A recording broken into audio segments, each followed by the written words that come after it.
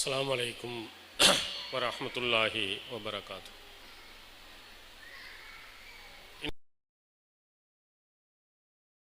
வனஸ்தக்ஃபிருஹு வனஊது பில்லாஹி மின் ஷுரூரி அன்ஃபுஸினா வஸய்யிஆத்தி அஅமாலினா மை யஹ்திஹில்லாஹு ஃபலா முலில்ல லஹு வமை யுضلில்ஹு ஃபலா ஹாதிய லஹு வஅஷ்ஹது அன் லா இலாஹ இல்லல்லாஹு வஅஷ்ஹது அன்ன முஹம்மதன் அப்துஹு வரசூலுஹு. இன்ன அஹ்ஸனல் ஹதீஸி கிதாபுல்லாஹ் வ கைரல் ஹதி ஹதி முஹம்மத் வ ஷர்ரல் உமூரி முஹ்தஸாத்துஹா வ குல்ல முஹ்தஸத்தின் பித்ஆ வ குல்ல பித்ஆத்தின் ضலாலா வ குல்ல லலாலத்தின் ஃபின்னார். அல்லாஹும்ம ஸல்லி அலா முஹம்மதின் வ அலா ஆலி முஹம்மத் கமா ஸல்லைத அலா இப்ராஹீம் வ அலா ஆலி இப்ராஹீம் இன்னக ஹமீதும் மஜீத். அல்லாஹும்ம பாரிக் அலா முஹம்மதின் வ அலா ஆலி முஹம்மத் கமா பாரக்த அலா இப்ராஹீம் வ அலா ஆலி இப்ராஹீம் இன்னக ஹமீதும் மஜீத். அளவற்ற அருளாளனும் நிகரில்லா பேரன்புடையனுமாகிய எல்லாம் வல்ல அல்லாஹ் ஒருவனுக்கு புகழ் அனைத்தும் முறித்து அகிலத்திற்கோர் அருள் கொடையாம் அன்னலம் பெருமகனார் ஸல்லல்லாஹு அலைஹி வஸல்லம் அவர்கள் மீதும் அவர்களின் சொல் செயலினை தவறாது பின்பற்றியொழுகிய நல்லற தோழர்கள் மற்றும் நாம் அனைவர்கள் மீதும் எல்லாமல்ல அல்லாஹுவின் வற்றா பெருங்கருணை என்றென்றும் நிலவட்டுமாக. எல்லாமல்ல அல்லாஹுவின் நல்லடியார்களே, நாம் ஆளக்கூடிய தமிழகத்தில் இஸ்லாமிய மக்களை நல்வழிப்படுத்த வேண்டும், நேர்வழியில் கொண்டு சேர்க்க வேண்டும் என்ற நன்னோக்கத்தில் ஏராளமான மார்க்கம் சார்ந்த இயக்கங்கள் இருப்பதை நாம் அறிகிறோம். அதுபோன்று உலகத்தில் இருக்கக்கூடிய பிரச்சனைகளை தீர்வு காண்பதற்கும் நன்மை அடைவதற்கும் இஸ்லாத்தினுடைய பெயரில் ஏராளமான இயக்கங்களும் இருப்பதை நாம் பார்க்கிறோம். இதில் ஒவ்வொரு இயக்கங்களும் தாங்கள் என்ன கொள்கையை சொல்கிறோமோ அதுதான் சரியானது, அந்த கொள்கையின் அடிப்படையில் தான் நீங்கள் நடக்க வேண்டும் என்று எல்லா இயக்கங்களும் சொல்வதையும் நாம் பார்க்கிறோம். எந்த ஒரு இயக்கமும் எங்களுடைய கொள்கை தவறானது, நாங்கள் சொல்வது நியாயமில்லாதது என்று யாரும் பேசுவதில்லை. நிறைய இயக்கங்கள் இருந்தாலும் அத்தனை பேர்களும் நாங்கள் சொல்வதுதான் சரி. ஆனால் ஒவ்வொருவருடைய கொள்கை கோட்பாடுகளை பார்த்தால் மலைக்கும் மடுவுக்கும் உள்ள வித்தியாசம் இருப்பதையும் நாம் பார்க்கிறோம். திருமறை குர்ஆன் இவர்களை பற்றி அழகாக சொல்கிறது. குல்லு ஹிஸ்பின் பிமா லதைஹி ஃபரிஹூன். ஒவ்வொரு கூட்டத்தினர்களும் தங்களிடத்தில் இருப்பதை கொண்டு மகிழ்ச்சி அடைந்து கொள்கின்றனர். நம்ம மாதிரி யார் இருக்கா, நம்ம மாதிரி வேலை செய்பவர்கள் யார் இருக்கிறார், நம்மை போன்று தாவா பணி செய்பவர்கள் யார் இருக்கிறார் என்று எல்லாரும் தாங்கள் செய்வதை கொண்டு மகிழ்ச்சியும் சந்தோஷமும் அடைந்து கொள்கிறார்கள். அப்போ முரண்பட்ட பலவிதமான கொள்கை கோட்பாடுகள் இருக்கக்கூடியதில்லை. எந்த கொள்கையின் அடிப்படையில் நாம் நடக்க வேண்டும், எந்த கொள்கையின் அடிப்படையில் நாம் நடந்தால் மறுமை நாளையில் வெற்றி அடைவோம் என்பதை ஒவ்வொருவரும் இங்கு இருக்கக்கூடிய ஒவ்வொரு கொள்கைகளையும் சீர்தூக்கி பார்த்து அதில் எது சரியானதோ அதை ஏற்று நடக்க வேண்டும்.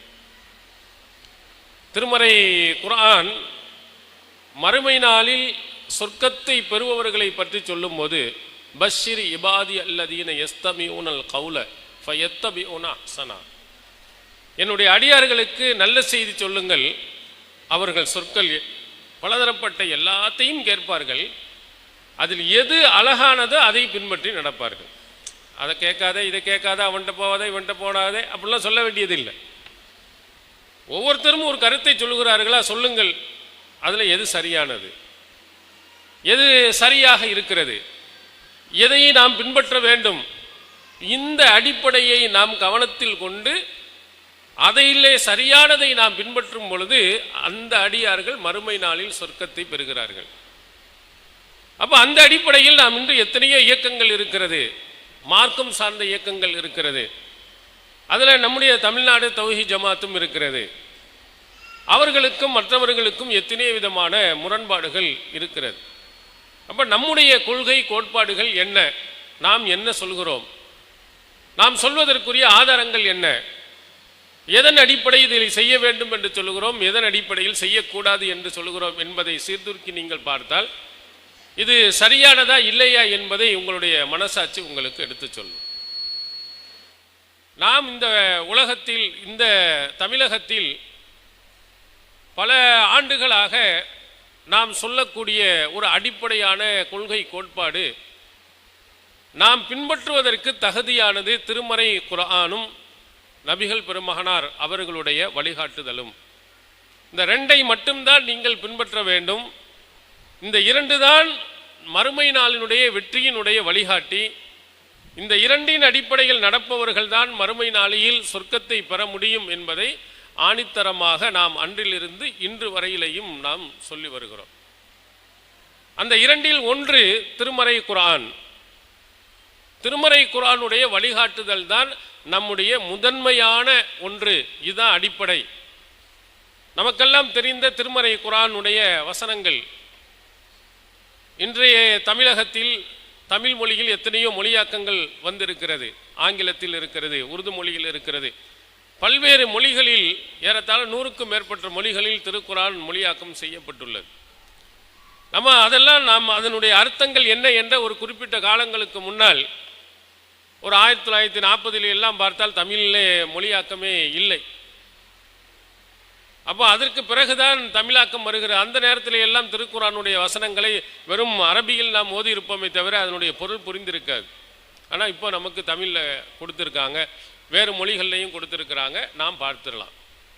இப்போ அல்லாஹ் திருக்குர்ஆனில் நமக்கு சொன்ன வழிகாட்டி என்ன? இந்த திருமறை குர்ஆன் இறந்து போனவர்களுக்கு 1-7-40 ஓதுவதற்காக கொடுக்கப்பட்டதா, அல்லது ஃபஜர் தொழுகைக்கு பிறகு, மகரிப் தொழுகைக்கு பிறகு, அல்லது ஜும்மா அன்று மட்டும் குர்ஆனை அரபி மொழியில் படித்து விட்டு போகிறதுக்கு சொல்கிறானா? இது ஒரு மந்திர சொல்லாகத்தான் அல்லாஹ் நமக்கு சொல்லி இருக்கிறானா அப்படின்னு நீங்கள் திருக்குர்ஆனை புரட்டி பார்த்தால் ஏராளமான இடங்களில் இந்த கேள்விக்கு பதில் இருக்கிறது. அதில் இப்போது வர போகக்கூடிய ரமலானுடைய மாதத்தை பற்றி அல்லாஹ் சொல்லும்போது ஷஹ்ரு ரமலான் அல்லதி உன்சில ஃபீஹில் குர்ஆன், இந்த ரமலானுடைய மாதத்தில் தான் குர்ஆன் இறக்கி அருளப்பட்டது. இந்த மனிதனுக்கு இறக்கி அருளப்பட்ட இந்த திருக்குர்ஆன் ரமலானுடைய மாதத்தில் இறக்கப்பட்டது. இந்த குர்ஆன் எப்படிப்பட்டது? ஹுதன் லின்னாஸ் வ பையினாத்தி மினல் ஹுதா வல் ஃபுர்கான். இது மனிதர்களுக்கு வழிகாட்டி. இது மந்திர சொல் அல்ல, வெறும் மனப்பாடம் பண்ணிவிட்டு ஓதுவதற்கு மட்டுமல்ல. இது மனிதர்கள் எப்படி நடக்க வேண்டும் என்பதை சொல்லி காட்டும் ஒரு அற்புதமான வழிகாட்டி புத்தகம். ஹுதன் லின்னாஸ் வ பையினாத்தி மினல் ஹுதா, நேர்வழியை தெளிவாக சொல்லும் புத்தகம். நேர்வழியை சொல்லும், அது ரொம்ப அழகாக எளிமையாக நீங்கள் புரிந்து கொள்ளும் விதத்தில் இந்த திருமறை குர்ஆனுடைய வசனங்கள் தெளிவாக இருக்கும். வபையினாத்து மினல் ஹுதா வல் ஃபுர்கான், இது ஃபுர்கானாக சத்தியம் எது அசத்தியம் எது என்பதை பிரித்து காட்டும் புத்தகமாக உள்ளது என்று திருக்குர்ஆனை பற்றி அல்லாஹ் தஆலா தன்னுடைய வேதத்தில் சொல்கிறார். இதுதான் நாம் இந்த சமுதாய மக்களுக்கு சொல்கிறோம், இது மனிதர்களின் வழிகாட்டி, இதில் தான் ரொம்ப தெளிவான விளக்கங்கள் உண்டு, இதைத்தான் நீங்கள் பின்பற்ற வேண்டும் என்றும் நாம் சொல்கிறோம். நபிகள் பெருமானார் அவர்கள் இந்த திருக்குர்ஆனை பற்றி பல இடங்களில் நமக்கு அறிவுரையாக சொல்லியிருக்கிறார்கள். சஹீஹ் முஸ்லிமில் நீங்கள் எடுக்கலாம். இந்த திருக்குர்ஆனை பற்றி சொல்லும் அல் குர்ஆனு ஹுஜ்ஜத்துன் லக் அவ் அலைக், திருக்குர்ஆன் உனக்கு மறுமையில் உனக்கு சாதகமாக இருக்கும் அல்லது பாதகமாக இருக்கும். நீ கரெக்டாக படித்து நடந்த என்று சொன்னால் அல்லாஹ்விடத்தில் என்ன செய்யும்? உனக்கு பரிந்துரை செய்யும். இறைவா, உன்னுடைய வேதத்தின்படி நடந்தவன் இவன். நடக்கவில்லை என்று சொன்னால் நமக்கு எதிராக சொல்லும், யா அல்லாஹ் உன்னுடைய வேதத்தை ஒழுங்காக படிக்காதவன், அதன்படி நடக்காதவன் உனக்கு எதிராக இருக்கும்.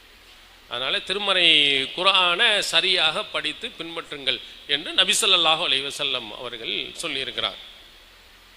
இது அல்லாமல் திருமறை குர்ஆனில் பல இடங்களில் அல்லாஹ் நமக்கு சொல்லுகிறான், அதீவுல்லாஹ வ ரசூலஹு இன் குன்தும் முஃமினீன், நீங்கள் மூமின்களாக இருந்தால், இறை நம்பிக்கை கொண்டவர்களாக இருந்தால் அல்லாஹ்வுக்கும் அவன் தூதருக்கும் கட்டுப்படுங்கள். இறை நம்பிக்கை உள்ள வந்துட்டா அல்லாஹ் சொன்னபடி நடக்க வேண்டும், அவன் தூதர் சொன்ன அடிப்படையில் நடக்க வேண்டும். அல்லாஹ் சொன்னது திருமறை குர்ஆன்.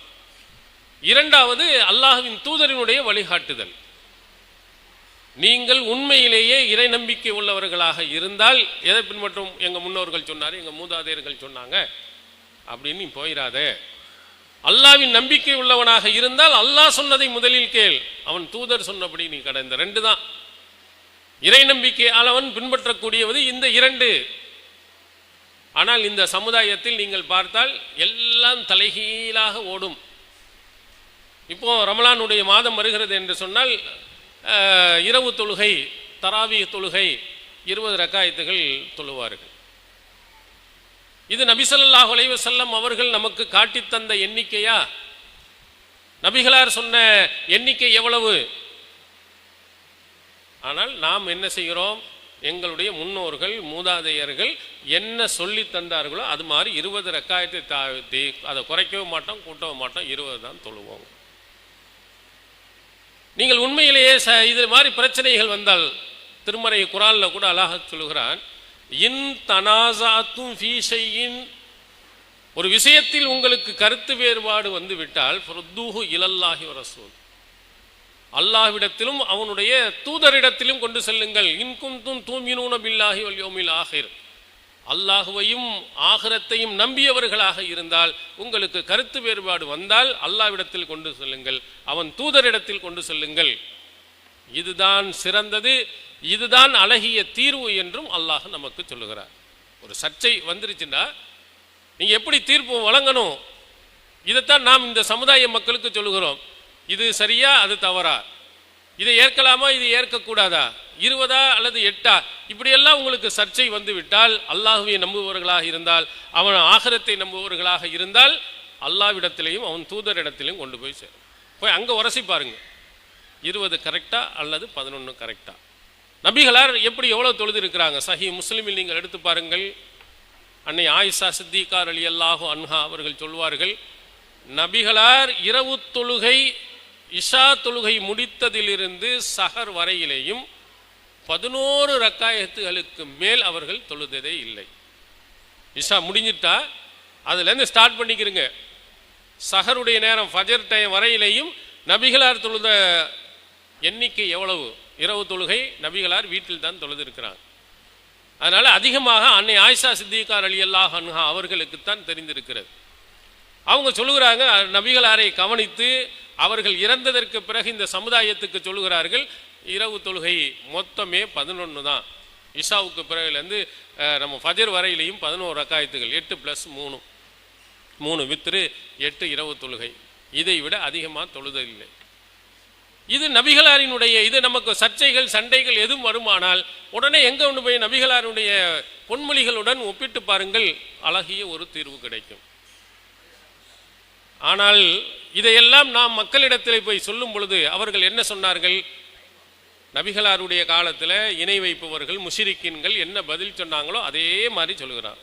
வைதா கீல லஹும் தஆலவ் இலா மா அன்ஸலல்லாஹு வ இலர் ரசூல், அல்லாஹ்வின் பக்கமும் அவனுடைய தூதரின் பக்கமும் வாருங்கள் என்று அவர்கள் அழைக்கப்பட்டால், காலு ஹஸ்புனா மா வஜதனா அலைஹி ஆபானா, எங்களுக்கு எங்களுடைய முன்னோர்களை எந்த வழியில் கண்டோமோ அதுவே எங்களுக்கு போதுமானது என்று சொல்லிவிடுவார். இது யார் சொன்னதா அல்லாஹ் சொல்றான்னா, முஷ்ரிக்கீன்கள் சொன்னதாக சொல்றான், மக்கத்து காஃபிர்கள் சொன்னதாக சொல்லுகிறான். அவங்களை அழைக்கப்பட்டது எதுக்கு? அல்லாஹ் சொன்னபடி வந்து நடந்துரு, அவன் தூதர் சொன்னபடி நடன்னு சொன்னா அதெல்லாம் எங்களுக்கு தேவையில்லையா? எங்கள் முன்னோர்கள் ஒரு வழிகாட்டி இருக்கிறாங்க, அதன்படியாக நடப்போம். இதுதான் இந்த காலத்தில் நிறைய மக்கள் சொல்லி கொண்டு இருக்கிறார். இதெல்லாம் தவறு என்பதைத்தான் நாம் நம்முடைய ஜமாத் சுட்டி காட்டி, அல்லாஹ்வின் பக்கம் வா, அவனுடைய தூதரின் பக்கம் வா. இன்னொரு இடத்தில் அல்லாஹ் தஆலா சொல்கிறான், யா அய்யுஹல்லதீன ஆமனூ அதீஉல்லாஹ வ அதீஉர் ரசூல் வலா துப்திலு அமாலக்கும், நம்பிக்கை கொண்டவர்களே நீங்கள் அல்லாஹ்வுக்கு கட்டுப்படுங்கள், அவனுடைய தூதருக்கும் கட்டுப்படுங்கள், உங்கள் அமல்களை வீணாக்கி விடாதீர்கள். நம்ம எவ்வளவோ அமல் செய்கிறோமே, இந்த அமல்கள் வீணாமல் இருக்க வேண்டுமானால், அல்லாஹ்வால் ஏற்றுக்கொள்ளப்பட வேண்டுமானால் அல்லாஹ்வுக்கும் தூதரும் சொன்ன அடிப்படையில் நீங்கள் நடக்கணும், அல்லாஹ்வும் தூதருக்கும் கட்டுப்பட்டு நீங்கள் நடக்கணும். நீங்கள் கட்டுப்படவில்லை என்று சொன்னால் உங்கள் அமல்கள் எல்லாம் வீணாகி போய்விடும் என்று அல்லாஹ் நமக்கு தெளிவாக சொல்லுகிறார். நான் உங்களுக்கு உதாரணத்துக்கு சொல்லுகிறேன். ஒருவர் தொழுகிறார் ஷாஃபி மதுஹபை சார்ந்தவராக, ஒருவர் ஹனஃபி மதுஹபை சார்ந்தவராக, ஒருவர் நெஞ்சிலே கையை கட்டுகிறார், ஒருவர் தொப்பிலே கையை கட்டுகிறார், ஒருவர் ஆமீன் சத்தமிட்டு சொல்லுகிறார், ஒருவர் ஆமீன் சத்தமிடாமல் சொல்லுகிறார். ஒவ்வொருவரும் ஒவ்வொரு விதமான தொழுகையை நாம் தொழுகிறோம். தொழுகை என்பது மிக முக்கியமான கடமைகளில் உண்டு, முதன்மையான கடமைகள் உண்டு, மறுமையில் முதல் கேள்வியில் உள்ளது. அப்போ இந்த தொழுகையை நாம் ஏற்றுக்கொள்ளப்படணும்டா அல்லாஹ் சொல்லுகிறார், அல்லாஹ்வுக்கும் அவன் தூதருக்கும் கட்டுப்படுங்க. அல்லாஹ்வும் தூதரும் சொல்லாத முறையில் உங்களுடைய தொழுகை முறை இருக்குமானால் அந்த தொழுகை ஏற்றுக்கொள்ளப்படாது. நபிகளாருடைய காலத்தில் நடந்த ஒரு சம்பவம் சஹீஹுல் புகாரியில் இடம்பெற்றிருக்கிறது. அதை கொஞ்சம் நீங்கள் சீர்தூக்கி பாருங்க. அல்லாஹ்வினுடைய தூதர் சொன்ன அந்த வழிகாட்டுதலில் கொஞ்சம் நம்ம இதாயிட்டாலும் கூட நம்முடைய அமல்கள் வீணாக போயிடும்.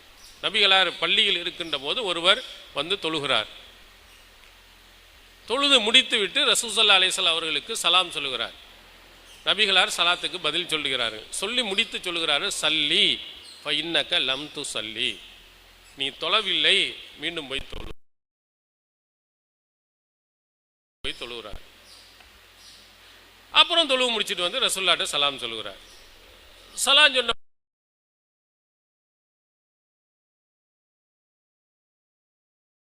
அப்படியே 3 தடவை போகிறதும் தொழுகிறதும் வர்றதும் ரசூல்லா தொழலைன்னு சொல்றதும், அதுக்கு மேலே அவர் சொல்லிட்டார், இதை விட அழகாக எனக்கு தொழ தெரியாது, எனக்கு தெரிஞ்ச தொழுகை முறை இதான் அல்லாஹ்வின் தூதரே, இது தப்புன்னு சொன்னால் அல்லிம் நீ, எனக்கு நீங்கள் கற்றுக் கொடுங்கள், நான் அது மாதிரி நான் தொழுதுக்கிறேன். இப்போ உடனே ரசூல் ஸல்லல்லாஹு அலைஹி வஸல்லம் எப்படி தொழ வேண்டும் அந்த தொழுகை முறையை அவங்களுக்கு சொல்லி காட்டினார். இந்த சம்பவம் நமக்கு உணர்த்தும் பாடம் என்ன என்பதை நீங்கள் சிந்தித்து பாருங்கள். மஸ்ஜிது நபவி மிகச்சிறந்த ஒரு பள்ளியாசல், அங்கே தான் வந்து தொழுகிறார், அல்லாஹுவை தான் தொழுகிறார். அப்போ அல்லாஹுவை தொழுதவர் அந்த தொழுகையை பற்றி நபிகளாரின் தீர்ப்பு இது தொழுகை இல்லை, நீ போய் திரும்ப தொழு சொன்னதுக்கு என்ன காரணம்? நபி சொன்ன அடிப்படையில், நபி காட்டிய வழி அடிப்படையில் அவர் தொழுகை முறை இல்லை. அதனால தான் ரசூலுல்லாஹ் இது தொழுகையே கிடையாது, நீ மீண்டும் தொழுவணும்னு சொன்னாங்க. இதை நீங்கள் உங்களோட ஒப்பிட்டு பாருங்க. ஷாஃபி மதுஹபின் படி தொழுகிறீங்க, ஹனஃபி மதுஹபின் படி தொழுகிறீங்க. அல்லாஹ்வின் தூதர் அவர்கள் சொன்ன அடிப்படையில் நாம் தொழுதிருக்கிறோமா? அவர்கள் சொன்ன முறைகள் என்னென்று படித்திருக்கிறோமா? அப்போ அல்லாஹ் மறுமையில் என்ன சொல்லுவான்? என்னுடைய தூதர் ஒரு வழிமுறையை உனக்கு சொல்லி இருக்க, நீ ஷாஃபி மதுஹபின் படி தொழுதாய், ஹனஃபி மதுஹபின் படி தொழுதாய், இது தொழுகை இல்லை என்று சொல்ல மாட்டானா? அப்போ நபி சொன்ன அடிப்படையில் நாம் தொழுவோம். நபி எப்படி தொழுதாங்க? ரசூல் ஸல்லல்லாஹு அலைஹி வஸல்லம் அவர்களிடத்தில் வந்து மாலிக் இப்னுல் ஹுவைரிஸ் ரலியல்லாஹு அவர்கள் ஒரு இளைஞர் கூட்டத்தினர்கள் 20 நாட்கள் தங்கி திரும்ப செல்லும் போது நபி ஸல்லல்லாஹு அலைஹி வஸல்லம் அவர்கள் சொல்லுகிறார்கள், 20 நாட்கள் தங்கிய நீங்க உங்க குடும்பத்திடம் செல்லுங்க, இர்ஜிஉ இலா அஹ்லீக்கும், நீ உங்க குடும்பத்திடம் சென்று அல்லிமூஹும் வ முரூஹும், இங்கே கற்றுக்கிட்டதை எல்லாம் அந்த உங்க குடும்பத்தினர்களுக்கும் கற்றுக் கொடுங்க. நான் எதையெல்லாம் செய்ய சொன்னனோ அதை பூரா அவங்க செய்யுமாறு ஏவுங்கள். அடுத்து சொன்னாங்க, சல்லு கமாரா இத்துமூனி உசல்லி, என்னை எவ்வாறு தொழ கண்டீர்களோ அதை போன்று நீங்களும் தொழுங்கள். என்னை எவ்வாறு தொழ கண்டீர்களோ அவ்வாறு நீங்கள் தொழுங்கள். அப்போ நம்ம என்ன செய்யணும்? நம்ம தொழுக போகிறோம் என்று சொன்னால் நம்ம எந்த புத்தகத்தை படிக்கணும்? அல்லாஹ்வின் தூதர் அவர்கள் எப்படி தொழுதார்கள், அதில் என்ன ஆதாரம் இருக்குது, எந்த அடிப்படையில் தொழுதிருக்கிறாங்கன்னு அதானே பார்த்துருக்கணும். நம்ம என்ன செய்யறதில்ல, தொழுகை ஷாஃபி ஹனஃபின்னு வாங்கி தொழுகிறோம். இதை எப்படி அல்லாஹ் ஏற்றுக்குருவானா? இது அல்லாஹ்தாலா அங்கீகரிப்பானா? இல்லை. இது மாதிரி நிலைகளைத்தான் நாம் மாற்றி இருக்கிறோம். நீங்கள் அல்லாஹ்வும் தூதரும் சொன்ன அடிப்படையில் நீங்கள் தொழுங்கள், நபி காட்டிய வழிமுறையில் படி நீங்கள் நடங்கள். இல்லை என்று சொன்னால் உங்களுடைய அமல்கள் எல்லாம் வீணாக போய்விடும். சவுண்டையா மூவின்னு காட்டிட்டு இருக்காங்க, பழையபடியே இருக்கணும், பழைய மாதிரியே இருக்கட்டும், ரொம்ப தூக்காதீங்க, வாங்கின்னு சவுண்டு வருது.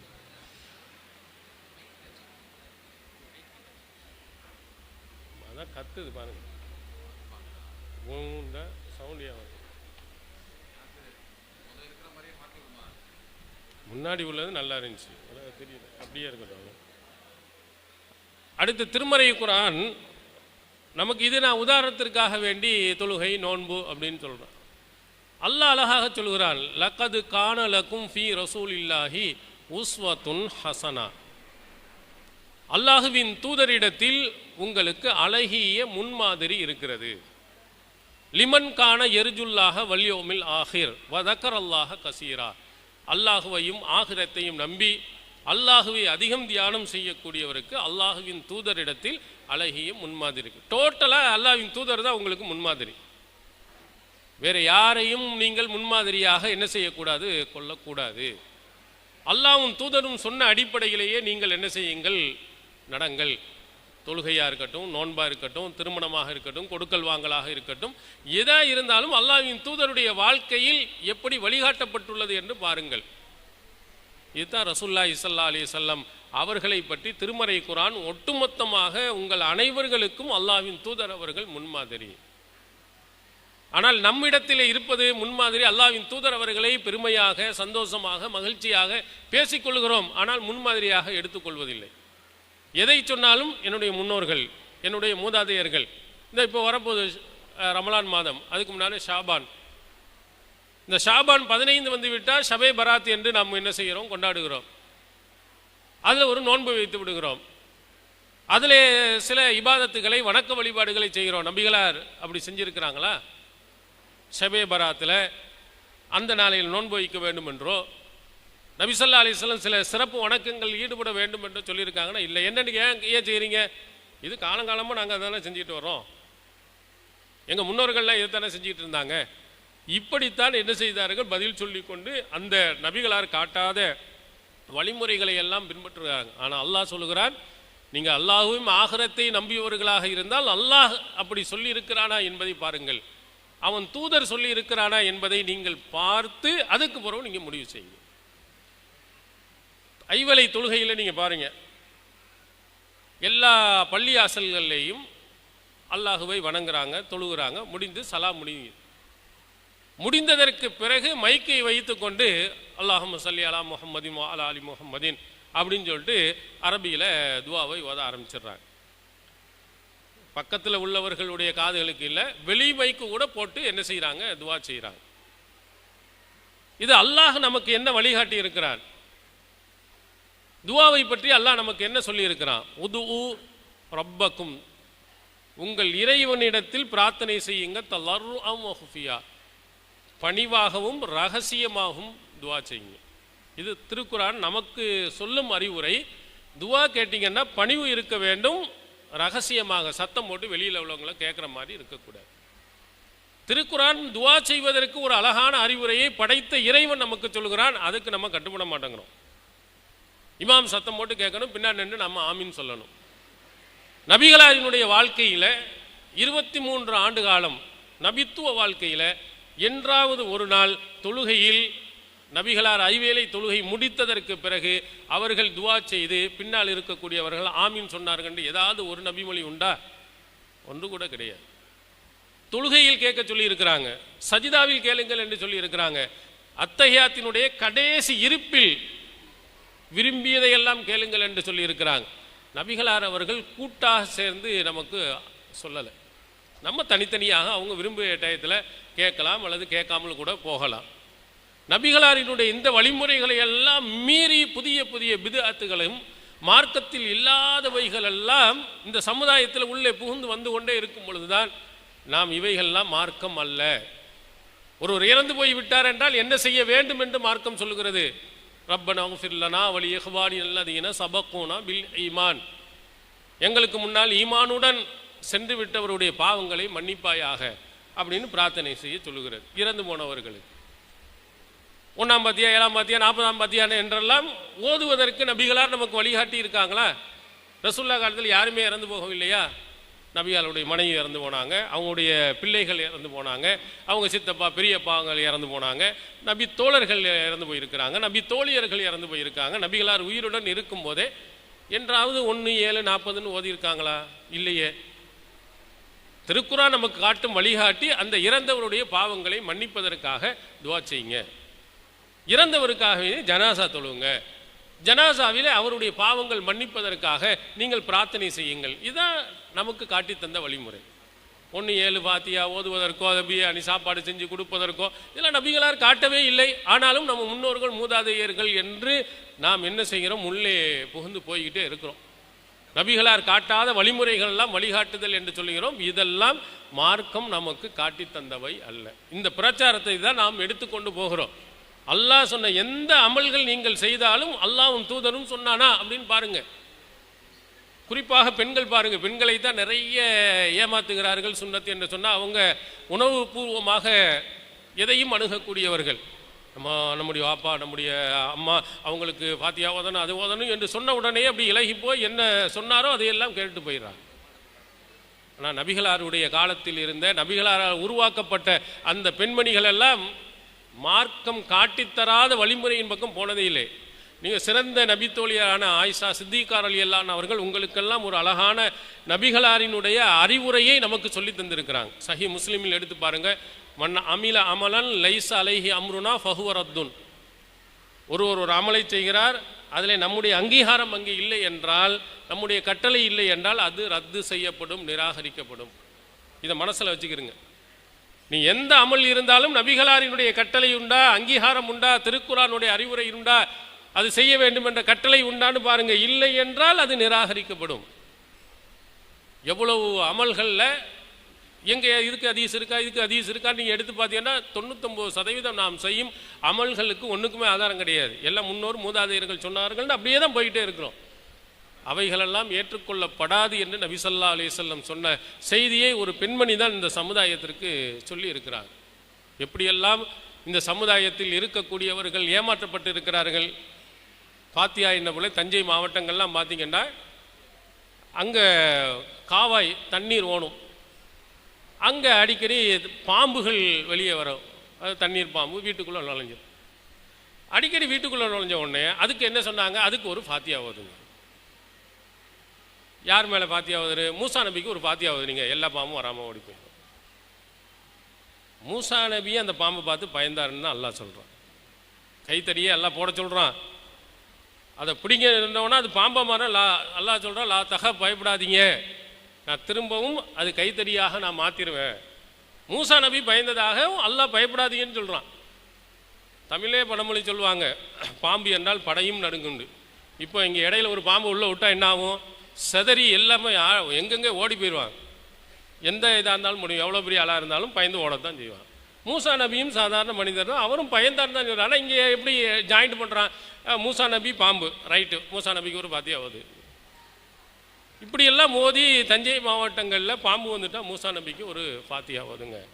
இது நபிகளார் நமக்கு சொல்லி தந்ததா? பாம்பு கணியனா அடிங்கன்னு தான் சொல்லியிருக்கிறான். விஷச்சந்துகளை கண்டால் அடிங்கல் தான் சொல்லியிருக்கிறான். அதுக்கு ஒரு ஃபாத்தியா ஓதுங்கள் என்று நபி ஸல்லல்லாஹு அலைஹி வஸல்லம் சொல்லலை. ஆனாலும் அதுக்கு ஒரு ஃபாத்தியா என்று சொன்ன உடனே ஃபாத்தியா ஓது. அப்போ எப்படியெல்லாம் நாம் ஏமாற்றப்பட்டு அவுலியாக்கள் என்ற பெயர்களில் எவ்வளவு நம்மளை ஏமாற்றி இருக்கிறாருன்னு பாருங்கள். தஞ்சை மாவட்டங்களில் பொறையார் பக்கத்தில் நீங்கள் போய் பாருங்கள், குரங்கு மஸ்தான் அவுலியாண்டு இருக்கார், இன்னும் இருந்துக்கிட்டு தான் இருக்கார். பேரை பார்த்த உடனே உங்களுக்கு சந்தேகம் வந்திருக்கணும், என்னடா குரங்கு மஸ்தான் அவுலியார், அழகிய பெயரை சூட்டுங்கள் நபிகளார் சொல்லியிருக்காங்க. குரங்குங்கிறது அழகான பேரா? உங்களை குரங்குன்னு கூப்பிட்டா ஒத்துக்குருவீங்களா? வா குரங்கு அப்படின்னு சொன்னோம்னா ஒரு பார்த்தால ஒரு அருவருக்கத்தக்க ஒரு சேட்டை செய்யக்கூடிய ஒரு மோசமானவங்களும் குரங்குன்னு சொல்லுவோம். அவருக்கு குரங்கு மஸ்தான் அவுலியான்னு அதுக்கு ஒரு ஃபாத்தியா ஓதிக்கிட்டு இருக்கான். இங்கிட்டு திருவனந்தபுரம் போனீங்கன்னா கஞ்சா மஸ்தான், பீடி மஸ்தான் அவுலியா. பீடி குடிக்கிறதுல ஒரு சிறந்த இதாக பீடியை இன்று வரையிலையும் என்ன செய்கிறாங்க, அங்கே போட்டுக்கிட்டு இருக்கிறான் அந்த அவுலியாக்கா வேண்டி. உங்கள் பிள்ளைக்கு வாங்கி கொடுப்பீங்களா பீடி வாங்கி இந்த குடின்னு சொல்லுவோமா? இவை இப்படியெல்லாம் நம்மை சிந்திக்காமல் மார்க்கத்தினுடைய பெயரினால் பெண்களை நிறைய ஏமாற்றப்பட்டு இருக்கிறாங்க. நீங்கள்லாம் என்ன செய்யணும்? சிந்திக்கணும். நபி மொழியில் இருக்கிறதா என்பதை நீங்கள் கேட்கணும். ஒரு உதாரணத்தை சொல்கிறேன். நபி தோழர்களிடத்தோல நபிகளாருடைய காலத்தில் நபிகளாரிடத்தில் இருந்தவர்களிடத்திலேயே கேள்வி கேட்டவர்கள் பெண்மணிகள்.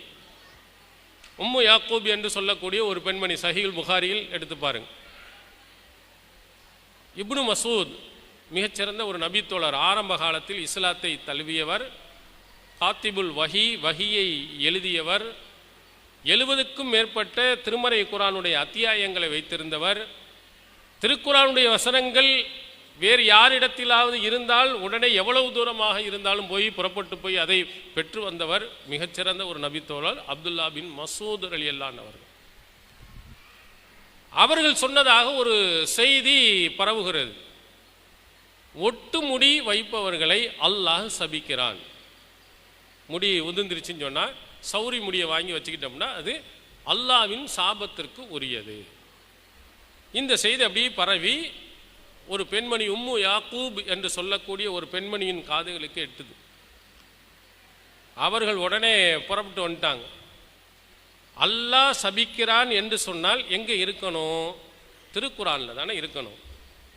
எந்த குர்ஆன் வசனம் இருக்குன்னு நேராக போய் அப்துல்லா பின் மசூத் ரலியல்லாஹு அவர்கள்ட்ட போய், நீங்கள் இப்படி சொன்னீங்களே, அப்படியா? கராத்து மாபைன் லவ்ஹைனி மாஜத்து ஃபீ, திருக்குர்ஆனை இந்த அட்டையிலிருந்து இந்த அட்டை வரையிலையும் நான் படித்திருக்கிறேன். அப்படி எங்கேயும் நான் பார்க்கலையே. யாரிடத்தில் யார் கேட்குறான்னு பாருங்க. ஒரு சாதாரண ஒரு பெண்மணி, நபி தோழர், நபிகளாருடன் இருந்தவர்கள், திருக்குர்ஆனை எழுதியவர்கள், திருக்குர்ஆன் நிறைய அத்தியாயங்களை வைத்திருந்த ஒரு மிகச்சிறந்த ஆரம்ப காலத்தில் ஏகத்துவ கொள்கையில் ஈர்க்கப்பட்ட ஒரு நபி தோழரிடத்திலே போய் கேள்வி கேட்கிறார். அப்படி குர்ஆன் வசனத்தில் எங்கும் இல்லையே. இந்த வசனத்தில் டோட்டல் குர்ஆனை நான் படித்திருக்கிறேனே, எங்க ஒட்டுமுடி வைத்தவர்கள் சாபத்துக்குரியபடி எங்கே இருக்கு? உடனே அப்துல்லா பின் மசூத் ரலியல்லாஹு அன்ஹு திரும்ப சொல்கிறார்கள், மா ஆத்தாக்குமுர் ரசூலு ஃபஹுதூஹு வமா நஹாக்கும் அன்ஹு ஃபந்தஹு. இப்படி இருக்கா? பலா, இது இருக்கு. இது எங்க இருக்கு? சூரத்துல் ஹஷ்ர் 59வது அத்தியாயத்தில், பிரபலியமான அத்தியாயம் இல்லை, அதில் ஒரு இடத்துல வந்திருக்குது, மா ஆத்தாக்கும் ரசூலு ஃபஹுதூஹு வமா நஹாக்கும் அன்ஹு ஃபந்தஹு. உங்கள் தூதர் எதை கொண்டு வந்தாரோ அதை எடுத்துக்கொள்ளுங்கள், அவர் எதை தடுத்தாரோ அதை விட்டும் தவிந்து கொள்ளுங்கள். இந்த வசனம் சொன்ன உடனே டக்குன்னு அந்த பெண்மணி சொல்லுகிறார்கள், இது இருக்கிறது, ஓகே, இது கரெக்ட் தான். அப்போ அப்துல்லா பின் மசூத் ரலியல்லாஹு அவர்கள் சொல்லுகிறார்கள், இப்போ இதனுடைய அர்த்தம் என்ன? அல்லாஹ்வின் தூதர் சொன்னது அல்லாஹ் சொன்ன மாதிரி, அல்லாஹ் தடுத்தானது அல்லாஹ் தடுத்த மாதிரி. அல்லாஹ்வின் தூதர் அவர்கள் ஒட்டுமுடி வைப்பதை சாபத்துக்குரியன்னு சொன்னாங்க. அப்போ அல்லாஹ் சொன்னா, ரசூல்லா சொன்னா அல்லாஹ் சொன்ன மாதிரி தானே, அந்த கருத்தில் தான் சொன்னேன் என்று விளக்கம் கொடுக்குறாங்க. பாருங்க, பெண்மணி எவ்வளவு கரெக்டாக ஒவ்வொரு விஷயத்தையும் தெளிவாக தெரிந்து வைத்திருந்திருக்கிறார்கள். எதை சொன்ன உடனேயே ஒரு நபித்தோழர் சொன்னாலும் கூட கண்ணை மூடிக்கொண்டு ஏற்கல, இருக்கா இல்லையான்னு பார்த்து எந்த கருத்தில் சொன்னீர்கள் என்பதை கேட்டு சொல்லியிருக்கிறாங்க. குர்ஆனை அந்த அளவுக்கு தெளிவாக படிச்சிருக்கிறாங்க. அது மாதிரி பெண்மணிகள் உருவாக வேண்டும் என்பதைத்தான் நாம் இன்று கூட உங்களுக்கு பரிசளிப்பு திருக்குர்ஆனில் இருந்து கேள்விகள் கேட்டு தான் அதில் கொடுக்குறாங்க. இதை நாம் உருவாக்குறோம். நம்முடைய ஜமாத்தின் மூலம் சொல்லப்படக்கூடியவைகள் இவைகள் தான், குர்ஆன், இன்னொன்று ஹதீஸ். இதில் முக்கியமான பாயிண்ட், ஒரு சின்ன இது மட்டும் உங்களுக்கு சொல்ல வேண்டியிருக்கிறது. அதில் நபிகளாரினுடைய பொன்மொழிகள் குர்ஆனுக்கு முரண்படுமா? இதுதான் தலைப்பினோட அடிப்படையான ஒன்று. நாம் சொல்வது குர்ஆன் படி நடக்கணும், நபி வழியின்படி நடக்கணும்.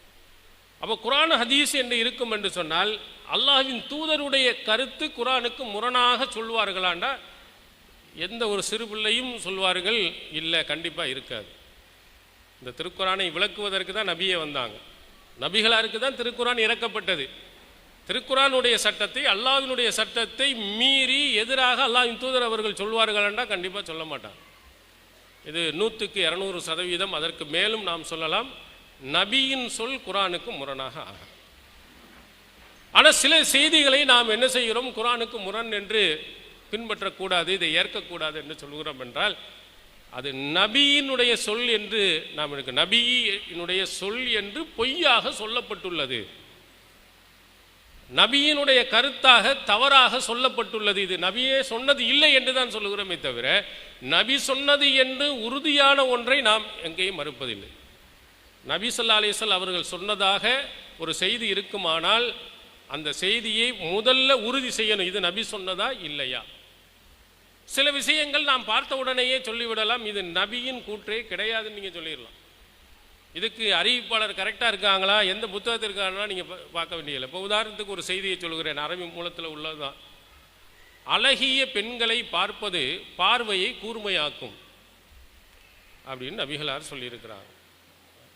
இது சரியான ஹதீஸா? இதை ஏற்க முடியுமா?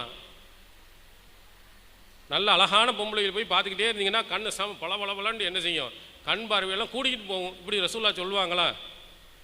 இதை போய் நீங்கள் எது பார்க்கணும் பளிச்சுன்னு நீங்கள் என்ன செஞ்சிடலாம்?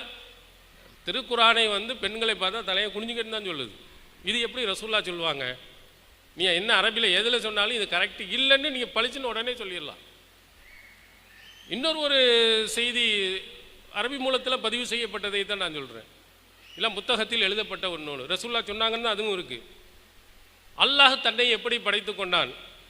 அபூ ஹுரைரா ரலியல்லாஹு அன்ஹு அவர்கள் அறிவிக்கிறாங்க, அல்லாஹ் தன்னை எப்படி படைத்து கொண்டான் என்று ஒரு நபி தோழர் அல்லாஹின் தூதரிடத்திலே கேள்வி கேட்குறாங்க.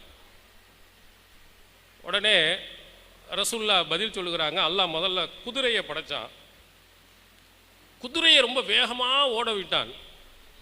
குதிரைக்கு வியர்வை வருமா? வியர்வை வராது.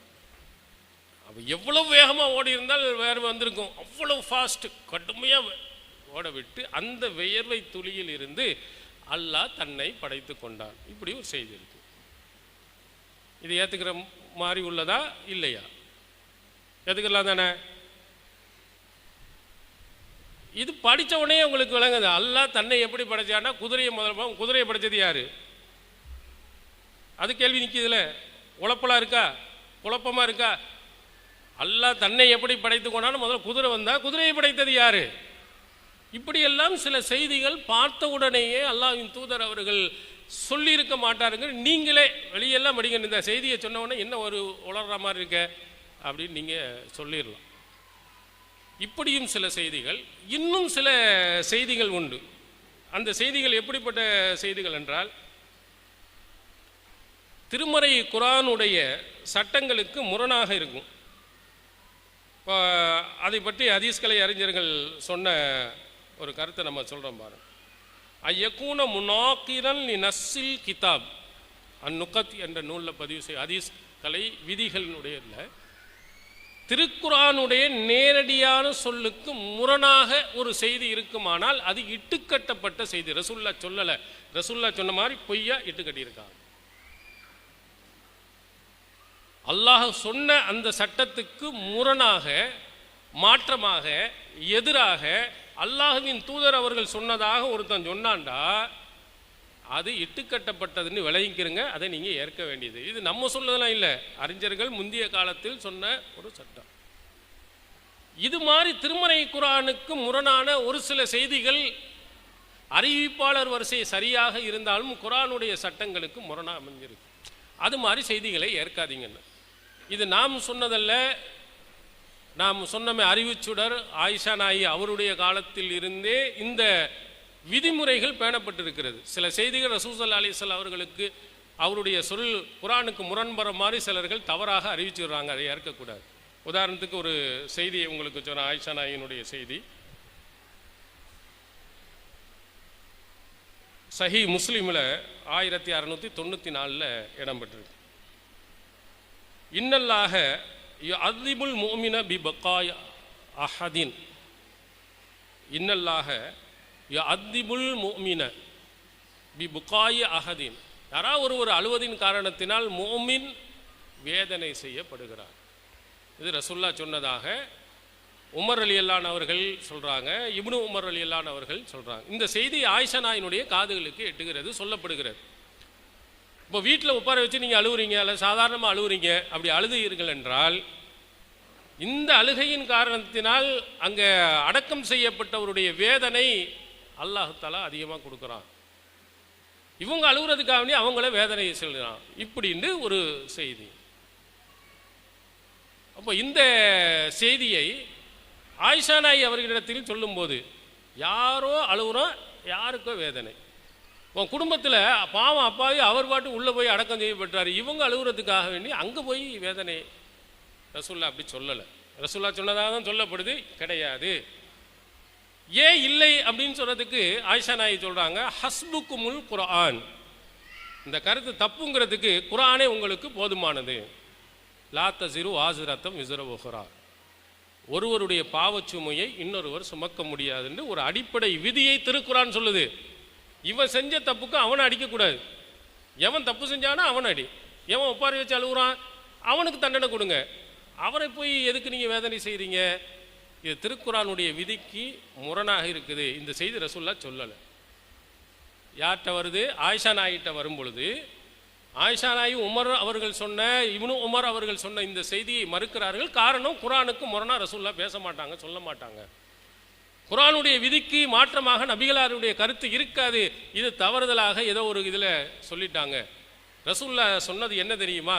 இவர்கள் தவறாக விளங்கிட்டாங்க. ஒரு யூதனுடைய மையத்தை பற்றி சொல்லும்போது தான் சொன்னாங்க, யூதனுடைய மையத்து இருக்க இங்கே வேதனை செய்யப்படுகிறது, அவர்கள் அங்கே அழுது கொண்டு இருக்கிறார்கள். இப்படி சொன்னதை தான் இணைத்து இப்படி இதுவரை அழுவதின் காரணத்தினால் அங்கே வேதனை செய்யப்படுகிறது என்று நினைச்சிட்டாங்க. அவங்க வேதனை செய்யப்பட்டிருக்கிறாங்க, இங்கே ஒப்பார வச்சு அழுதுகிட்டு இருக்கிறாங்க. இது இரண்டையும் இணைத்தால் போல் சொல்லி தவறுதலாக இப்னு உமரும் சொல்லிவிட்டார்கள் என்று ஆயிஷா நாயி விளக்கம் சொல்றாங்க. இன்னொரு விஷயத்தை உங்களுக்கு சொல்ற பாருங்க. சஹி முஸ்லிமில் அபூதர் ரலியல்லாஹு அவர்கள் அவங்க அறிவிக்கிற செய்தி, அதே மாதிரி அபூ ஹுரைரா ரலியல்லாஹு அவர்கள் அறிவிக்கும் செய்தி. 882 முஸ்லிமில் நீங்கள் பாருங்க, 883 பாருங்க. இந்த ரெண்டுலையும் என்ன சொல்லப்படுகிறது? யக்தவுஸ் ஸலாத் அல் மர்அத்து வல் ஹிமார் வல் கல்ப். தொழுகும்போது முன்னால் சுத்ரா வைக்கணும், ஒரு தடுப்பு வச்சுட்டு தொழுவணும். அது இல்லாமல் ஒருவர் தொழுகிறாங்க, இடையில் ஒரு பெண் கடந்து சென்றாலோ அல்லது நாய் கடந்து சென்றாலோ, சில இடங்களில் கருப்பு நாய், கழுதை கடந்து சென்றாலோ அந்த மனிதரினுடைய தொழுகை முறிந்துவிடும். நீ அல்லாஹ் அக்பர்னு தொழுதுட்டு இருக்கீங்க, கிராஸில் ஒரு பொம்பளை போயிட்டாங்க, முடிஞ்சு அவ்வளோதான், மைத், உங்கள் தொழுகை ஏற்றுக்கிறப்பட. இது ரசூலுல்லாஹ் சொன்னதாக அபூ ஹுரைரா சொல்கிறார், அபூதர் கிஃபாரி ரலியல்லாஹு அவர்கள் சொல்கிறாங்க. இது சஹீஹ் முஸ்லிமில் பதிவு செய்யப்பட்டது. அதுக்கு கீழேயே ஆயிஷா நாயிடம் கேட்குறாங்க, எந்தெந்த இதெல்லாம் தொழுகை முறிக்கும் தெரியுமான்னு கேட்கும் பொழுது அவங்க சொல்லுகிறார்கள், இந்த பொம்பளை, கழுதை, நாய் அப்படின்னு சொன்ன உடனே, இதை சொன்ன உடனே பெண்கள்லாம் ஏற்றுக்கிடுவீங்களா? சரிதானா? வெறும் பொம்பளைன்னு மட்டும் சொல்லியிருந்தா கூட பரவாயில்லை. உங்களை எதில் போய் சேர்க்குறாங்க? நாய், கழுதை, நாய், கழுதை, பொம்பளை, இந்த மூணுமே ஒன்று. அப்போ நமக்கே ஒரு விதமாக பெண் உரிமையை பற்றி, பெண் உணர்த்தை உயர்த்தி பேசிய திருக்குரான் நபிகளாரினுடைய கருத்துக்கு இப்படி ரசூலுல்லாஹ் சொல்லுவாங்களா? ஆயிஷா நாய் அவர் சொல்கிறார்கள், இன்னல் மர்அத்த தாபத்து சௌஇன். இதை சொன்னவனே ஆயிஷா நாய் கேட்குறாங்க, பெண்கள் எல்லாம் என்ன ஒரு கெட்ட உயிரினமா? ஷப்பஹத்து மூனா பில் ஹும்ரி வல் கிலாபி. எங்களை கழுதைக்கும் நாய்க்கும் ஒப்பிட்டு விட்டீர்களே. யார் சொல்கிறா? ஆயிஷா நாய் கேட்குறாங்க. ரசூலுல்லாஹ் சொன்னதாக அபூ ஹுரைரா, அபூதர் கிஃபாரி அவங்க சொன்ன அந்த செய்தியை தான் ஆயிஷா நாயிட்ட கேட்கும்போது, எங்களை கொண்டு போய் நாய் கழுதையோடு விட்டீங்களே. ஆயிஷா நாயிட்ட இருக்கும் ஒரு சிறந்த ஒரு பண்பு, அழகிய முறை என்னென்றால், எதையும் மறுப்ப, சும்மா எடுத்தேன் கவிர்த்தேன்லாம் மறுக்கிறது கிடையாது. எல்லாத்துக்கும் ஆதாரம் சொல்லித்தான் மறுப்பாங்க. நீங்கள் எல்லா நபிமொழிகளையும் படித்து பாருங்கள், அவங்க எதையெல்லாம் சரியில்லை என்று சொல்கிறாங்களோ அதுக்கெல்லாம் கரெக்டாக சொல்லுவாங்க. எது செய்ய வேண்டுமோ எல்லாத்துக்கும் ஆதாரம். இதை ஏன் தப்புன்னு சொல்கிறங்கிறதுக்கு அவங்க சொல்கிறாங்க, நபிகளார் அவர்கள் என்னுடைய வீட்டிலே தொழுவார்கள், கிபுலாவுக்கும் நபிகளாருக்கும் இடையிலே நடுவில் ஜனாஸா தொழுமா நான் படுத்துக்கிடுவேன். ரசூலுல்லாஹ் சஜிதா செய்ய வரும்போது கமசர் ஜிலை, என்னுடைய காலை குத்துவாங்க, நான் படக்குன்னு காலை இழுத்துக்கிடுவேன், அப்புறம் ரசூலுல்லாஹ் சஜிதா செஞ்சுக்கிறேன். இது புகாரியில் இடம்பெறும் ஒரு செய்தி. நீங்கள் என்ன சொன்னீங்க கொண்ட முன்னால், பெண்ணு குறுக்கால போயிட்டா தொழுவை வீணாக போயிருங்கிறீங்க. நான் தான் குறுக்கால தானே படுத்தே கிடந்தேன். ரசூலுல்லாஹ் என்னுடைய கையை கூட குத்துனாங்களே, அவங்க கையால் என் காலை குத்துனாங்களே, நான் காலை மடக்கிட்டேனே, சஜிதா செஞ்சிருவாங்க, திரும்ப எந்திரிச்சோன்னா திரும்ப காலை நீட்டிக்கிறேன். ஏன்னா பெரிய வீடு கிடையாது, சின்ன இடங்கிறனால அங்கே தானே குறுக்கால நான் படுத்து கிடந்தேன், நான் பொம்பளை தானே, தொழுகை முறிஞ்சா? ரசூலுல்லாஹ் தொழுது தானே இருந்தாங்க. இப்போ இந்த செய்தியை பார்த்த உடனே ஆயிஷா நாய்க்கு என்ன வருகிறது? இது எப்படி அல்லாஹ்வின் தூதர் அவர்கள் எங்கேயோ ஒரு தப்பு நடக்குது. இப்போ இது மாதிரி அறிவுக்கு பொருத்தமற்ற, நபிகளாரினுடைய கருத்துக்களுக்கு ஏற்காத, திருக்குரானுடைய சட்டங்களுக்கு எதிரானவைகள் மாதிரி ஏதாவது என்ன செய்வார்கள் சொல்லிட்டாங்கன்னா, இது மாதிரியான செய்திகளை நிறுத்தி வைங்க. இது நம்ம சொல்கிறோம். இது நம்ம மட்டும் இல்லை, முந்தைய காலத்தில் சொல்லுங்க. இறுதியாக ஒரு செய்தியை திருக்குரானுக்கு முரணாக நம்ம மட்டுமல்ல பல அறிஞர்கள் சொன்னார்கள் என்பதற்கு ஒரு செய்தியை உங்களுக்கு நான் சொல்கிறேன்.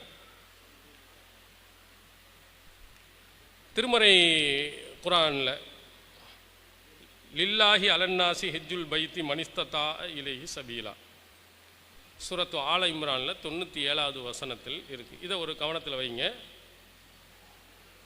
லில்லாஹி அல்லாவுக்காக, நம்ம ஹிஜ்ஜுல் லில்லாஹி அலன்னாசி அல்லாவுக்காக மக்கள் செய்ய வேண்டிய கடமையில் ஹிஜ்ஜுல் பைத் அந்த ஆலயத்தை வலம் வருவது. யார் மேலே கடமை? மனிஸ்ததா இலைஹி சபீலா, யார் அங்கே சென்று வர சக்தி பெற்றிருக்கிறார்களோ அவர்கள் மீது அந்த ஆலயத்தை ஹஜ் செய்வது கடமை. இது அல்லாஹ் சூரத்துல் ஆல இம்ரானில் 97வது வசனத்தில் சொல்கிறார். சஹீஹுல் புகாரியில் 1854வது செய்தியில் ஒரு பெண்மணி, ஹஷஅமியா கோத்திரத்தை சார்ந்த ஒரு பெண்மணி அல்லாஹ்வின் தூதரிடத்தில் வந்து சொல்லுகிறார்கள், அல்லாஹ்வின் தூதர் அவர்களே, அதிரக்த் அபி ஷைஹன் கபீரா, என்னுடைய தந்தை ரொம்ப வயோதியத்தை அடைந்துட்டார். லா யஸ்தீவு யஸ்தவி அலர் ராஹிலா, அவர் வாகனத்தில் அமர்ந்து செல்வதற்கு அவருக்கு சக்தி கிடையாது. மேலையெல்லாம் ஏற்றி உட்கார வச்சு அதுலேருந்து ஒட்டகத்தில் கூட்டிகிட்டு போய் ஹஜ்ஜு செய்கிற அளவுக்குலாம் கிடையாது. அப்போ அந்த அளவுக்கு ரொம்ப பலகீனப்பட்டு இருக்கிறார். அப்போ அவர் சார்பாக நான் ஹஜ்ஜு செய்யணுமா அப்படின்னு கேட்குறாங்க. அப்போ ரசூலுல்லாஹ் ஆமாம், நீ செய்யத்தான் செய்யணும், ஏன்னா அவருக்கு கடமை ஆயிடுச்சு, அந்த கடமையை அவர் முடியலைன்னா நீ நிறைவேற்று. இப்படி ஒரு செய்தி புகாரியில் இடம்பெற்று. இந்த செய்தியினுடைய விளக்கத்தில் ஃபத்ஹுல் பாரியில் இப்னு ஹஜர் அஸ்கலானி அவர்கள் சொல்கிறார்கள், வரா மாலிகுன் அன்ன லாஹிர ஹதீசல் ஹஷஅமியா முஹாலிஃபுன் லிலாஹிரில் குரான்.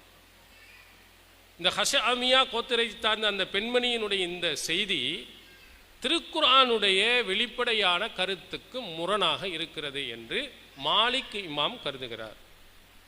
எனவே அவர் என்ன செய்கிறார்? ஃபரஜ்ஜஹ லாஹிரல் குர்ஆன், குர்ஆனுடைய வெளிப்படையாக சொல்லும் அந்த கருத்துக்கே முன்னுரிமை வழங்குகிறார். இந்த ஹதீஸை ஏற்கக்கூடாதுங்கிறார். குர்ஆன் வசனம் என்ன சொன்னிச்சு? அங்கே சென்று வர யாருக்கு சக்தி உள்ளதோ அவங்களுக்கு தான் கடமைண்டு. இவருக்கு தான் சென்று வர சக்தியே இல்லையா, அப்போ அவர் மேலே எப்படி கடமையாகும்? குர்ஆன் சக்தி இருந்தால்தான் கடமை என்று சொல்கிறது. இங்கே சக்தி இல்லை என்றாலும் கடமை என்ற கருத்தை இந்த ஹதீஸ் வருகிறது. எனவே இந்த செய்தியை ஏற்கக்கூடாது. குர்ஆனுடைய அந்த வெளிப்படையாக தெரியும் அந்த சட்டத்தை தான் ஏற்க வேண்டும் என்று இமாம் மாலிக் சொல்கிறார். இது மாதிரியான ஒரு சில செய்திகள் நம்மளை பற்றி என்ன சொல்லுவாங்க? குர்ஆனை மறுக்கிறான், ஹதீஸை மறுக்கிறான், ஹதீஸை மறுக்கிறான்னு சொல்லுவாங்க. நம்முடைய தர்ஜுமத்துல் குர்ஆன் வாங்கி வச்சிருக்கீங்களா யாராவது? ஒருத்தட்டையும் இல்லை. நம்ம வெளியீடு ஒருத்தர் இருக்கா? அதில் என்ன மற்ற தர்ஜுமாவை விட அதில் என்ன ஸ்பெஷல் இருக்குது? மற்ற எந்த தர்ஜுமாவிலும் இல்லாத ஒன்று அதில் என்ன இருக்குது? வாங்கியதை சுருட்டி பரணியில் வச்சுட்டோமா? என்ன சொல்லுங்க பார்ப்போம். வேறு எந்த தர்ஜுமாவிலும் இல்லாத நம்ம இதில் என்ன வச்சுருக்கோம்?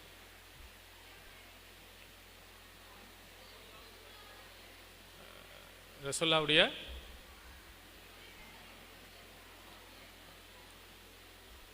திருமறை குர்ஆனுடைய வசனங்களுக்கு அல்லாஹுவின் தூதர் சொன்ன விளக்கங்கள். ஒரு வசனத்தை சொன்னால் இந்த வசனத்துக்கு நபிகளார் விளக்கம் சொல்லி இருந்தால் அந்த விளக்கத்தை பின்னால் கொடுத்திருக்கிறோம். இந்த வசனம் எங்கே இறங்கியது என்றால் அது ஹதீஸில் இருந்தால் கொடுத்திருக்கோம். எவ்வளவு கொடுத்திருக்கிறோம்? தர்ஜுமத்துல் குர்ஆன், குர்ஆனுடைய மொழிபெயர்ப்பு அளவுக்கு ரசூலுல்லாஹ்வுடைய நபிமொழிகள் அதில் கொடுத்துருக்காங்க. அதே ஏறத்தாழ பாதிக்கு பாதி. நீங்கள் இருக்கா இல்லையாங்கிறத பின்னாடி போய் பாருங்கள்.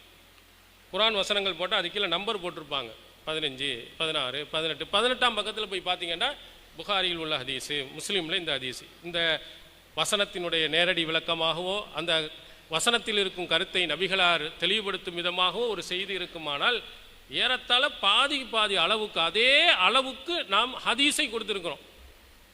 ஆனால் நம்மளை பார்த்து என்ன செய்யறாங்க? ஹதீஸை மறுக்கிறாங்கன்னு சொல்லிட்டு இருக்கு. தர்ஜுமத்துல் குர்ஆனையே நீங்கள் எடுத்து பார்த்தாலே அதுவே உங்களுக்கு ஒரு சான்று. அல்லாஹ்வின் தூதருடைய சொல் எவ்வளவு முக்கியம். நம்ம தான் ஆரம்ப காலத்திலிருந்து இதை வலியுறுத்தி கொண்டு இருக்கிறோம். தொழுகை புக்குன்னு பாருங்கள். தொழுகை புக்கில் மொத்தம் எத்தனை வசனம் இருக்கும்? ஒரு 10 வசனம் 15 வசனமோடு இருக்காது. மற்ற எல்லாமே என்ன, நபிகளாரின் சொல் செயல், அதைத்தான் நம்ம கொடுத்துருக்கோம். நம்முடைய புத்தகங்கள் எதில் பார்த்தாலும் பாருங்கள், நபிமொழிகள் இல்லாத ஒரு புக்கே கிடையாது. அத்தனையிலும் நபியினுடைய சொல்லுக்கு முக்கியத்துவம் கொடுக்க தான் செய்கிறோம். எங்கே நாம் சொல்லுகிறோம் என்றால், குரானுடைய அடிப்படை இருக்கிறதுலேயே பவர்ஃபுல்லான முதலிடத்தில் இருக்கக்கூடிய குரானுடைய கருத்துக்கு முரணான ஒரு செய்தி வந்தால் அது ரசூலுல்லா சொல்லியிருக்க மாட்டாங்கன்னு சொல்கிறோம். ரசூலுல்லா சொல்லாக அது இருக்காது, அதனால் அதை நிறுத்தி வையுங்கள் என்று தான் சொல்லியிருக்கோமே தவிர, நபிகளாரினுடைய சொல் என்று இருக்குமானால் கண்டிப்பாக அதை பின்பற்றுவதில் முதன்மையானவர்களாக நாம் இருப்போம். அடுத்தவர்கள் பின்பற்ற வேண்டும் என்பதில் வலியுறுத்துபவர்களையும் நாம் தான் இருப்போம். அதனால் குரானுக்கு முரணாக ஒரு சில செய்திகள் சிலருடைய தவறுகளினால் அல்லது சிலர்கள் இட்டுக்கட்டியதன் காரணத்தினால் ரொம்ப கம்மியான சில செய்திகள் உண்டு. அது மாதிரி செய்திகளுக்கு நீங்கள் என்ன செய்ய முக்கியத்துவம் கொடுக்க வேண்டாம். மற்ற எல்லா நபிமொழிகளையும் பின்பற்றுங்கள் என்று நாம் சொல்லுகிறோம். இது தொடர்பாக நிறைய விரிவான இதுகள் இந்த குடும்பவியல் தர்பியா என்பதனால சுருக்கமாக உங்களுக்கு சொல்லுகிறோம். ஒரே ஒரு அடிப்படை, அல்லாஹ்வும் உன்னுடைய தூதரும் சொன்ன அடிப்படையிலே நம்முடைய வாழ்க்கையை நாம் அமைக்க வேண்டும். எல்லாம் அல்லாஹ் தஆலா அப்படிப்பட்ட நல்லவர்களாக நாம் அனைவரையும் ஆக்கி அருள்வானாக. வாஹிர் தாவானா அல்ஹம்துலில்லாஹி ரப்பில் ஆலமீன். அஸ்ஸலாமு அலைக்கும்.